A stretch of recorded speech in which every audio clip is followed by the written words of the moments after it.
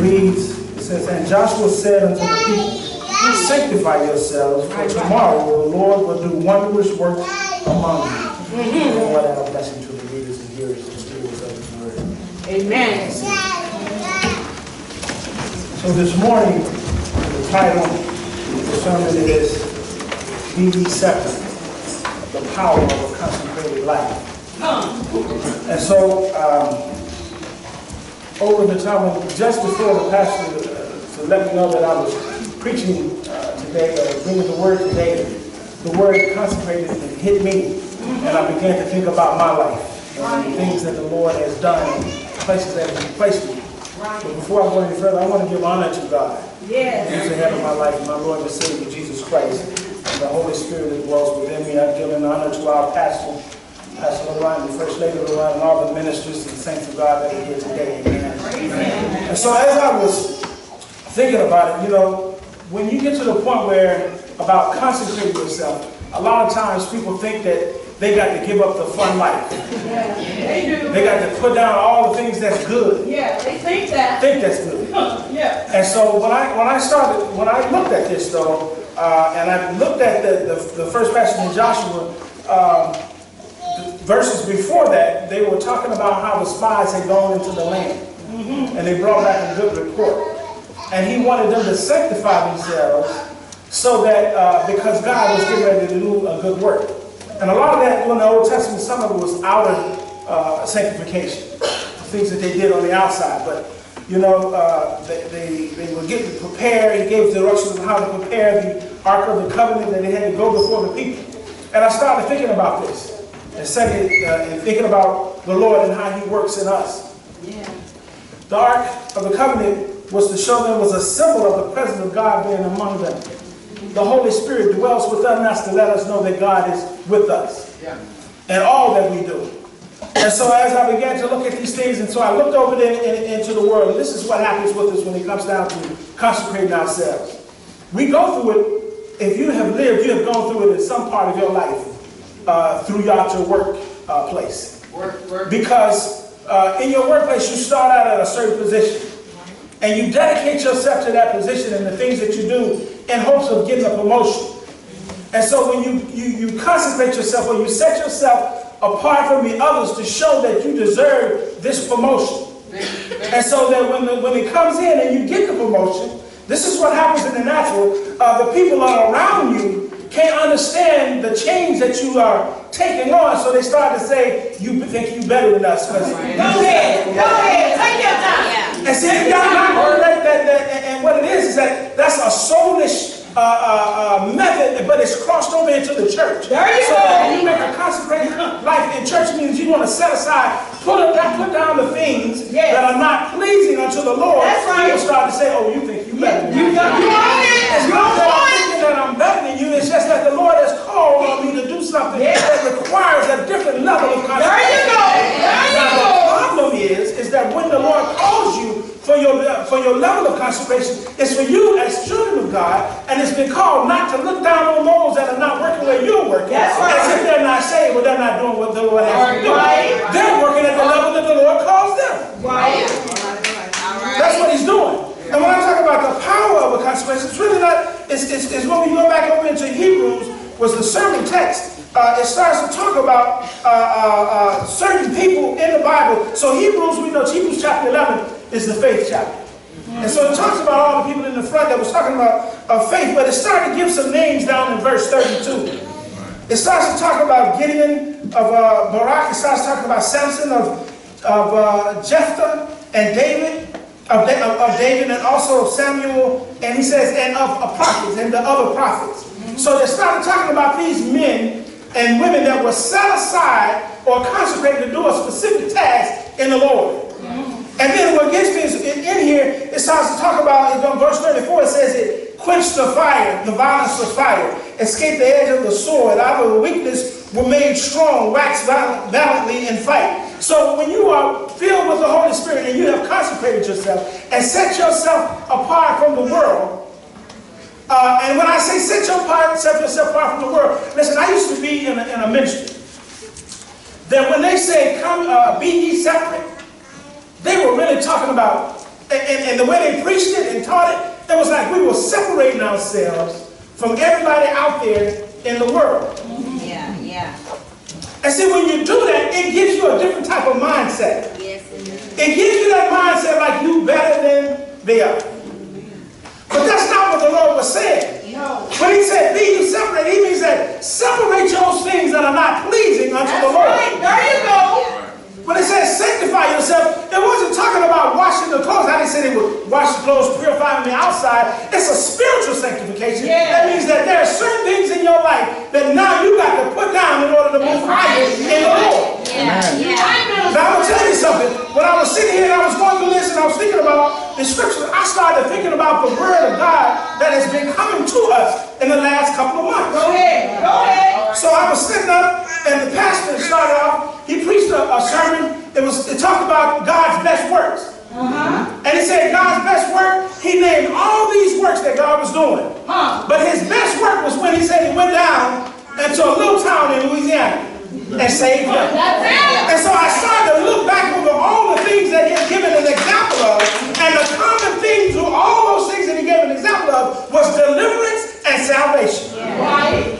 Then we had a pastor, Minister Buckley come up, and he preached about trust the process. Right. He started talking about Joseph. And then I started looking at that. There's levels of persecution that we're going to go through in order to get to the means that God wants us to be. So there's some things that we're going to go through, but because we're consecrated, and because we've been set aside, He's going to carry us through. So we've been filled with the Holy Spirit. And so when I look at another sermon by Minister Kelly, it says, if you knew the gift of God. And so it talked about when the woman at the well, when she was bringing Christ some water, he said that if you drink of this water, you'll thirst again. I'm paraphrasing. He said, but if you drink of the water that I'm going to give you, you'll never thirst. So so I started looking at all these things, and the word consecrate kept popping me in my head because, listen, there were certain things in life that I had put down. That they preached against, and I put it down.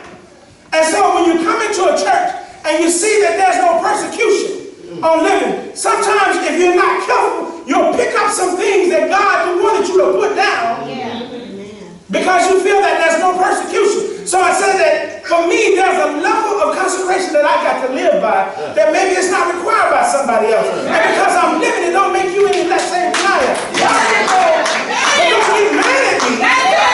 I don't want to do what you're doing. See, that's the problem with it. That's how the enemy comes in and tries to divide up the church and get you all these things. They better than us. They know about us. Listen, I get up in the morning from one day to the next.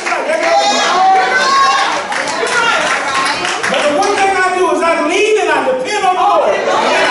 It didn't come naturally. It came through the process. See, you got your process, and I got my process. We all got to go through some things. It started off with us being saved. Now it's the process is bringing us to the point where that we have to get some things worked out of us so that we continue to be in the right likeness. That's it. See, that's what we're trying to do. Amen. We're not trying to be Christ. That's it. We're trying to walk in His likeness because He gave us an example when He came down. That's right.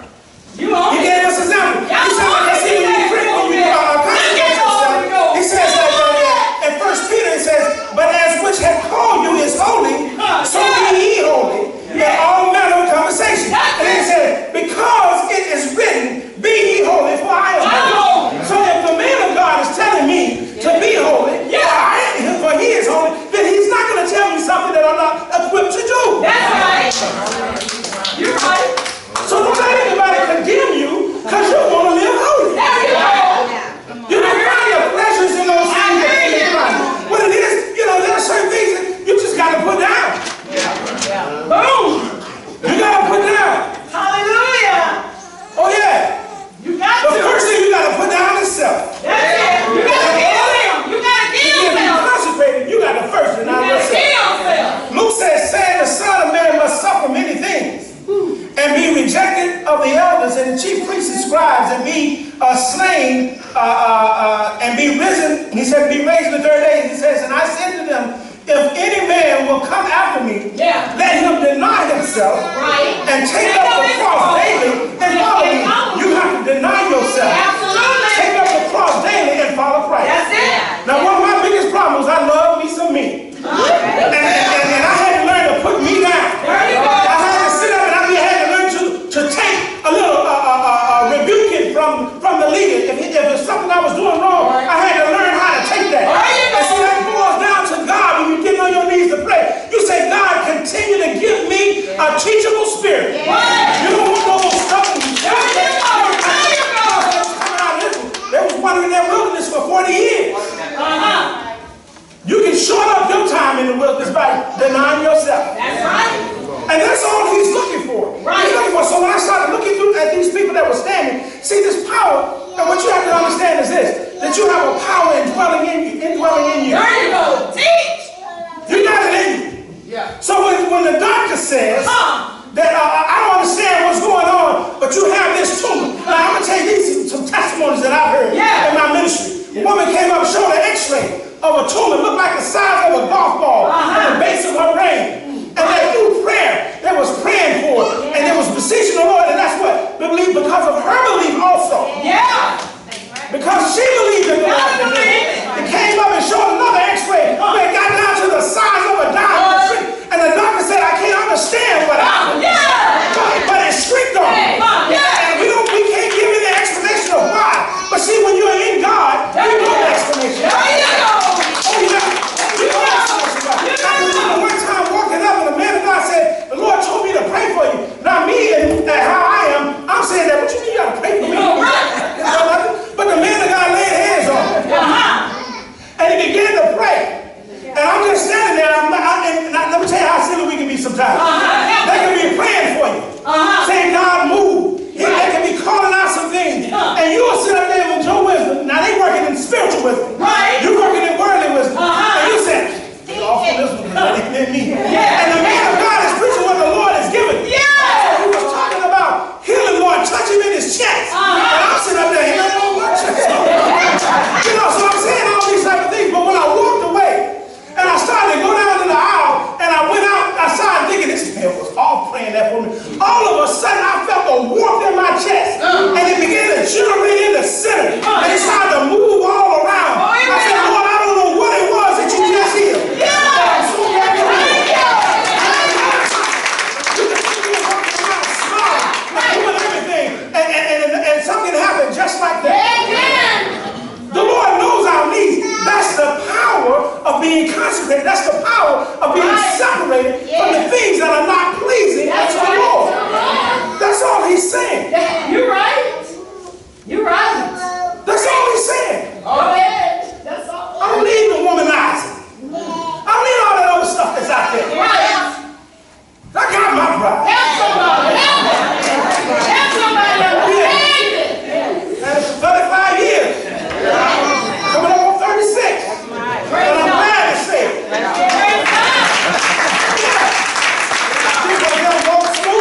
No, it was not. But we put our faith in God and we got through.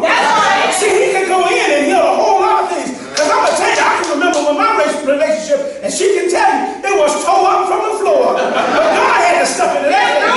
We were walking around like we had everything together. Got our nose turned up at each other. Like they ain't this. And God gave you that woman. God gave you that man. That's right. Now when you make up your mind about serving the Lord, see, that's the key. You gotta have made up mind. You got to have made up mind.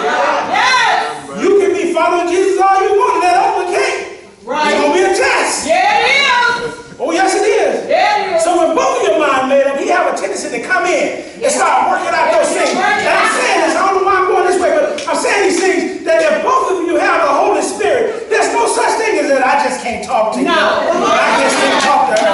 Somebody mind. The Holy Spirit ain't working somewhere. If you got the Holy Spirit, both of you got the Holy Spirit, and you say that you can't work out your differences, somebody mind. But they say there's a dead cat on the line.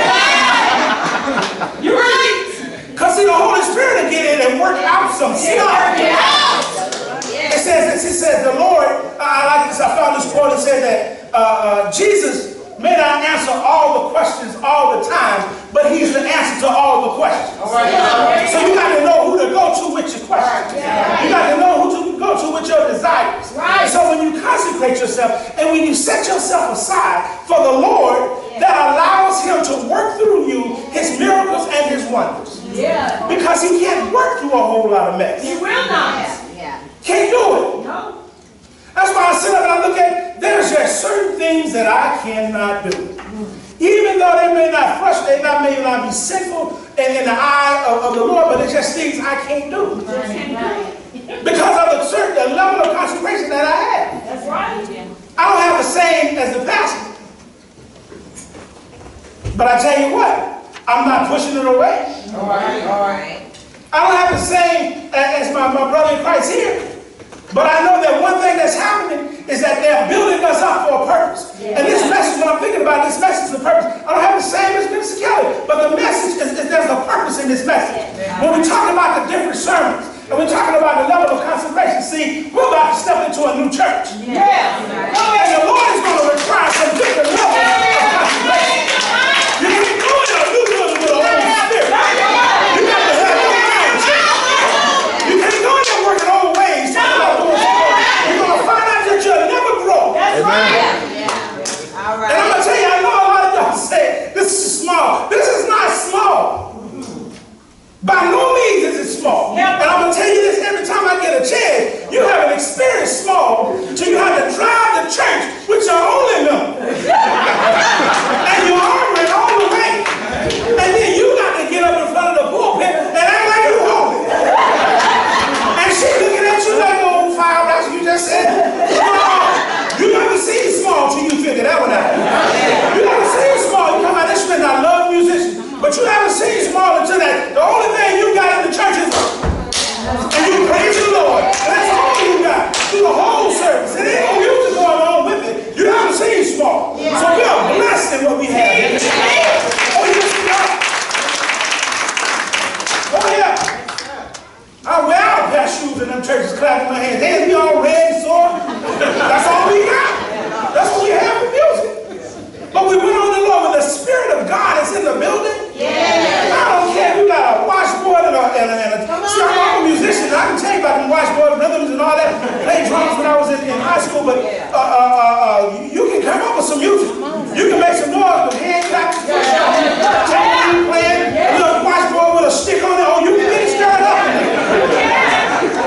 You just got to let the Lord use you. So when you've been consecrated, the Lord then says, oh, I got a vessel. Oh, they set themselves aside just for me. Oh, and I got some work for them to do because I know the talents that they have. I'm going to place them in this church. I don't know why I had to go through the processes that I went through, but I'm glad I went through them. Because it brought me here. I sit up and look at one, I felt like we were, now even though it felt like we were in a cult type thing. We didn't know it until we got out of it.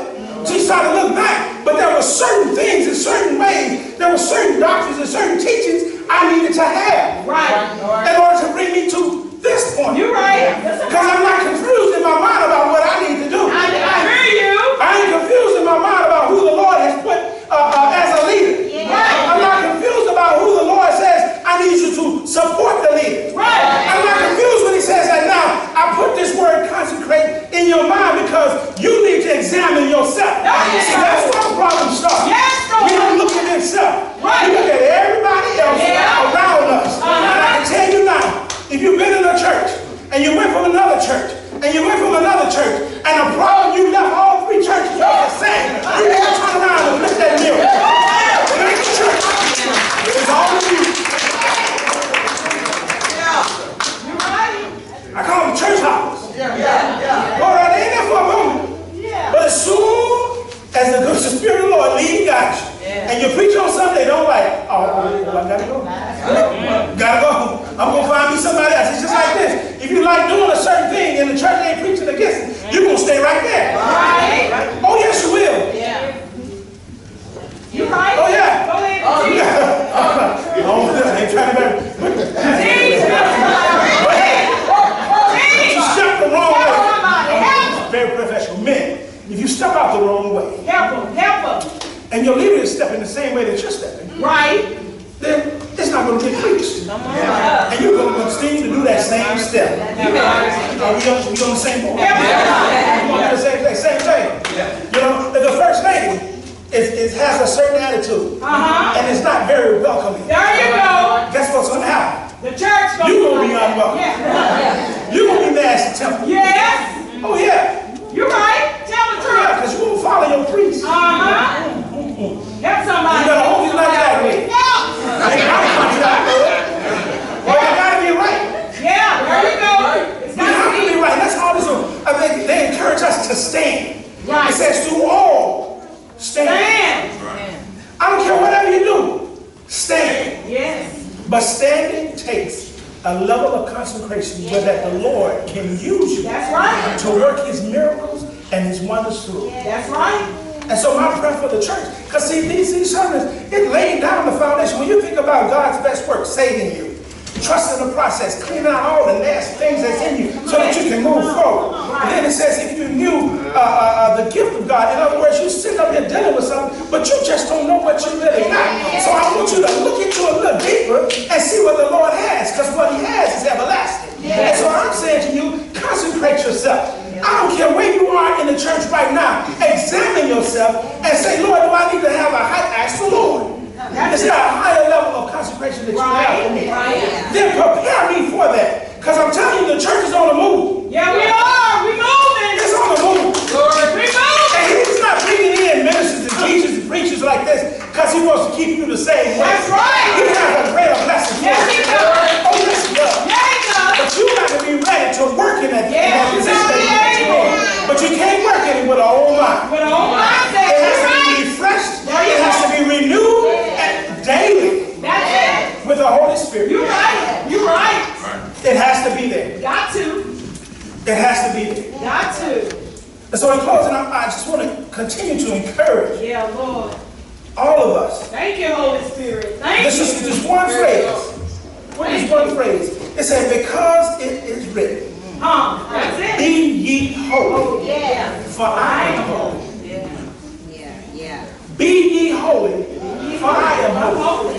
Can't nobody tell you anything other than that. Because you got the Holy Spirit dwelling in you. Inside. Jesus did it, and guess what? You can do it. Now somebody said, well, I know Jesus came in the form that he came in to show you that it could be done. It's just what level of consecration you have to take. You're right. Now, are we going to go through some pain? We sure are. Because it's written. Can't get around. We're going to go through some persecution. He ain't trying to hide them from it. That's right. He told us. Because if he bring you in it, he's going to take you out of it. That's right. And guess what? When you come out of it, you're not going to be the same person You're that going to went be in. better. And so as a pastor, when the pastor comes forth and he opens up the doors for the church, I want to tell you something. Think about your level of consecration. And think about where you are in the gospel right now. Because I'm going to tell you, there's nothing. We sit up and we take for granted that we're going to get up tomorrow and go to work. We take for granted that when we talk to a loved one, that we're going to see them again in a couple of months. When my chest started hurting up, I started thinking about Jesus. My chest got hurt, I put my hand on my chest, Lord, forgive me for it. Any sins I committed, known or unknown, because I don't know what this pain is going to lead me to. Now, he's going to stop it from happening, stop it from happening. But if my time is finished, I want to make sure I got a little washing before it come right on in. Amen. You have to stay prayed up. Don't pray when it's rough time. Pray when it's good. We talked about that this morning, about gratitude. Have it when it's good. Now, God said, don't treat him like a genie. Just grab the lamp, Lord. I got troubles. Come on, Jesus. We do that a lot. You tell the truth. When I say we, I'm talking about me too. Yeah, I heard you. There's no separation there. No. We're a family. We one body. See, that's one of the things that I love about this church. Because they always say, little flock to family. And so it don't take me long to say, when you say part of family, you open your arms and welcome me in, that's instant love right there. Amen. Now you got to do something, you got to really do something bad to me to make me say, all right, that's it. Because as a pastor in different churches, I know how to be long suffering. Oh Lord, I know how to be long. You got to have a tough skin. First ladies, pastors, ministers, your skin got to be tough.